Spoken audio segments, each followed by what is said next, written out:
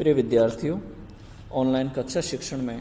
आप सभी का स्वागत है। मैं अर्जुन लाल जाट,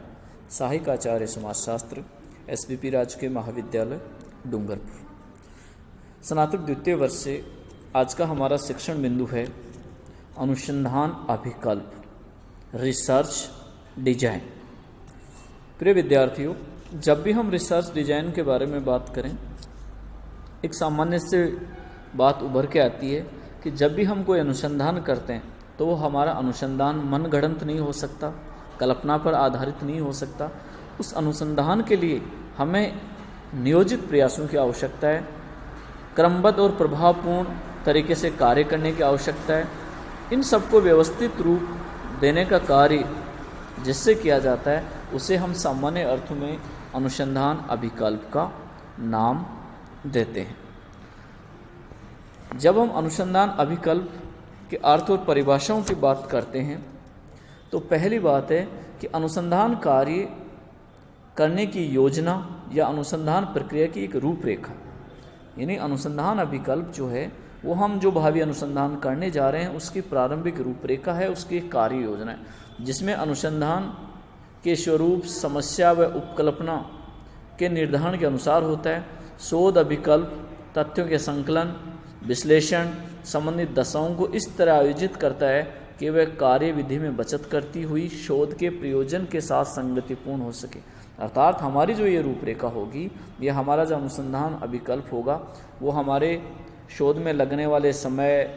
लागत और श्रम को कम करने में सहायक होता है और उचित परिणामों की ओर आगे बढ़ाने वाला होता है। इससे हमें यह आश्वासन मिलता है कि हम जिस प्रस्तावित समस्या पर काम करना चाह रहे हैं उसके इच्छित और आवश्यक परिणाम हमें प्राप्त होंगे और अनुसंधान प्ररचना का निर्माण करते हुए आवश्यक और इच्छित परिणामों के संग्रह में त्रुटियों के यथासंभव बचना तथा प्रयासों, समय और लागत को कम करना चाहते हैं। ये अनुसंधान अभिकल्प का सामान्य अर्थ है। इस प्रकार हम कह सकते हैं कि रिसर्च डिजाइन वह है जो किसी भावी अनुसंधान की प्रारंभिक रूपरेखा है। अब जब हम इसकी परिभाषाओं के बारे में बात करें तो सैलिज, जोहादा, कुक और ड्यूश ने इसकी एक परिभाषा दी और कहा कि एक अनुसंधान प्ररचना आंकड़ों के एकत्रीकरण, विश्लेषीकरण के लिए उन दशाओं का प्रबंध करती है जो अनुसंधान के उद्देश्यों की संगतता को कार्य रीतियों में आर्थिक नियंत्रण के साथ सम्मिलित करने का उद्देश्य रखते हैं। सैलिज, जोहादा और कुक कहते हैं कि अनुसंधान जो विकल्प है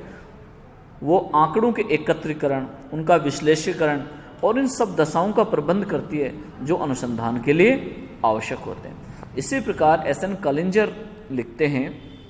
कि अनुसंधान अभिकल्प अन्वेषण की योजना, संरचना एवं एक रणनीति है जिसकी रचना इस प्रकार की जाती है कि अनुसंधान प्रश्नों के उत्तर प्राप्त हो सके तथा विविधताओं को नियंत्रित किया जा सके। यह अभिकल्प योजना अनुसंधान की संपूर्ण रूपरेखा अथवा कार्यक्रम है जिसके अंतर्गत प्रत्येक वस्तु की रूपरेखा सम्मिलित होती है जो अनुसंधानकर्ता उपकल्पनाओं के निर्माण एवं उनके परिचालन अभिप्रायों से लेकर आंकड़ों के अंतिम विश्लेषण तक करता है। अर्थात कालेंजर कहते हैं कि अनुसंधान की हमारा जो अभिकल्प है वो शोध की योजना है, उसकी संरचना है, उसकी एक रणनीति है जिसकी रचना इस प्रकार होती है कि अनुसंधान के जो हमारे प्रश्न हैं उनका उत्तर प्राप्त हो सके, विभिन्न जो विविधताएं हैं उनको नियंत्रित किया जा सके और शोध के अंतिम परिणामों तक हमारे को पहुंचाने में सहायता करती है। उपर्युक्त परिभाषाओं के आधार पर हम ये कह सकते हैं कि अनुसंधान अभिकल्प अनुसंधान की एक प्रारंभिक योजना या रूपरेखा है जो समस्या के प्रतिपादन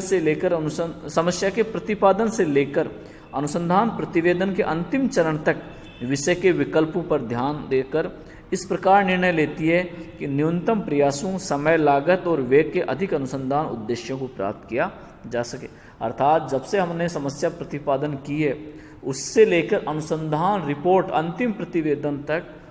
हर चरण में हमें कौन कौन से विकल्प उपलब्ध हैं इनकी ओर ध्यान आकर्षित करती है, ये विकल्प उपलब्ध कराती है और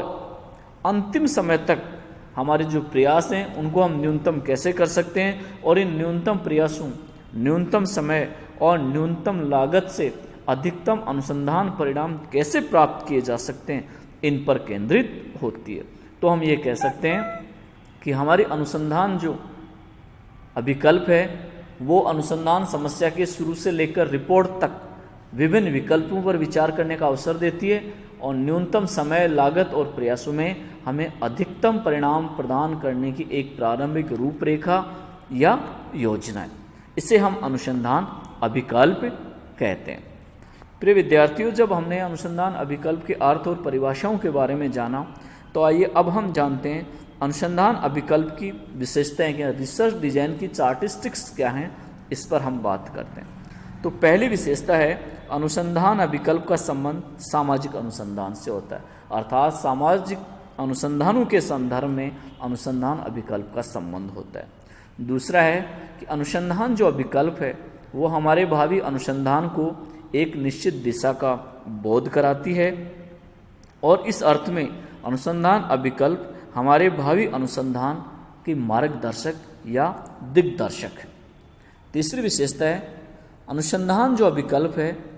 वो सामाजिक घटनाओं की जो जटिल प्रकृति है, हम जिन सामाजिक घटनाओं का शोध करते हैं उनकी प्रकृति जटिल होती है, तो इन जटिल प्रकृति को सरल रूप में प्रस्तुत करने में हमारी सहायता करती है। अगली विशेषता है सामाजिक अनुसंधान हमारे भावी अनुसंधान की एक रूपरेखा है जो अनुसंधान कार्य प्रारंभ करने से पहले ही तैयार कर ली जाती है, अर्थात भावी अनुसंधान को करने से पहले ही हम इसकी एक रूपरेखा तैयार कर लेते हैं। अगली विशेषता है हमारे सामाजिक अनुसंधान के दौरान जो हमें कठिनाइयाँ आएंगी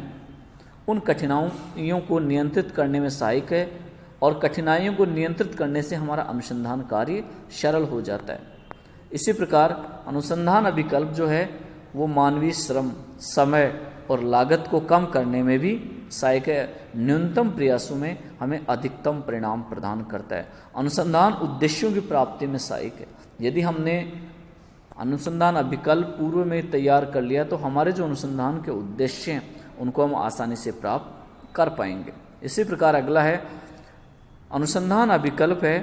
उसका चयन सामाजिक अनुसंधान की समस्या एवं उपकल्पना की प्रकृति के आधार पर होता है। जो रिसर्च डिजाइन हम तैयार कर रहे हैं, हमारी वो रिसर्च डिजाइन, हमारा अनुसंधान का विषय क्या है, उसकी उपकल्पना क्या है, इसको ध्यान में रखकर तैयार की जानी चाहिए। अनुसंधान अभिकल्प समस्या की प्रतिस्थापना से लेकर अनुसंधान प्रतिवेदन के अंतिम चरण तक विषय में सभी उपलब्ध विकल्पों के बारे में व्यवस्थित रूप से श्रेष्ठ निर्णय में सहायता करता है। जब हमने सामाजिक अनुसंधान करने के बारे में विचार किया, अर्थात समस्या का प्रतिपादन किया, वहाँ से लेकर हम अनुसंधान को पूर्ण करते हैं, अनुसंधान की रिपोर्ट प्रस्तुत करने का कार्य होता है, वहाँ तक प्रत्येक चरण में, प्रत्येक स्तर पर अनुसंधान जो विकल्प है, रिसर्च डिजाइन है, वो हमें विभिन्न विकल्प तलाशने में सहायता करता है। किस चरण का क्या विकल्प हो सकता है, किस चरण में किस विकल्प पे हम अधिकतम अनुसंधान उद्देश्य को प्राप्त कर सकते हैं, इन सब का एक व्यवस्थित प्रयास है और इस व्यवस्थित प्रयास के माध्यम से हम श्रेष्ठ निर्णय लेने में सफल हो पाते हैं। इस प्रकार से जो अनुसंधान अभिकल्प है वो हमारी समस्या के